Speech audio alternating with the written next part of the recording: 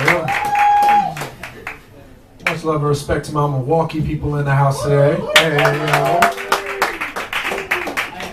you still smell like beer. So refreshing. Poets that spit from memory are better than poets that spit off paper. How am I supposed to take heed to your words that put a wrinkle in your brow when you won't allow it to put a wrinkle in your brain? See, to entertain, you must use arm movements and hand gestures. Your performance will lack luster if I can read your grocery list on the opposite end of the paper written in pencil. Because poets that write with pen are better than poets that write with pencil.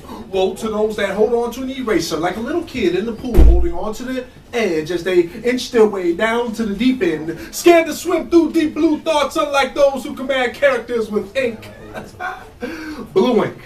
Because everybody knows those black ink poems stinker. How good that sex was last night poems, and thugs can be sensitive to poems, and don't call me a bitch, you bastard poems. See, blue is symbolic of the heavens from which you gain your inspiration. Now pay attention. These are all the characteristics of a real poet. And this is a real poem that will be repeated over and over and over again. These are the characteristics of a real poet. And this is a real poem that will be repeated over and over and over again. See, it's a new piece, but the same topic.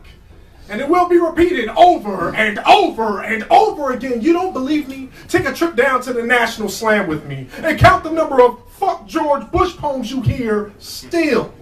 And I swear you will run out of digits. But who are you to judge me? That poem deserves higher than an 8.3. I have all the characteristics of a real poet. And this is a real poem because I spit from the heart. I save lives with my poetry. So how much are you paying me for my feature? You know I can't be wasting my time is money. And I can be deep and not just in debt. I'm talking deep like I'm so real that I'm fake. And it'll take you a week to figure out what point I'm trying to make. Or I can be sensual and get the crowd to holler. And I can make you all hot and bothered talking about what I did last night. Cause see, I don't cook. So last night, I ate out. And it was finger licking good. And if I start yelling, you better start cheering, because what I'm saying must be really fucking important. I have all the characteristics of a real poet, and this is a real fucking poem.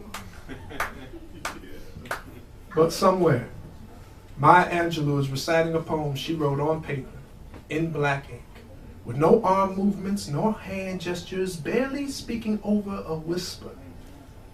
And the listener is crying. Yeah.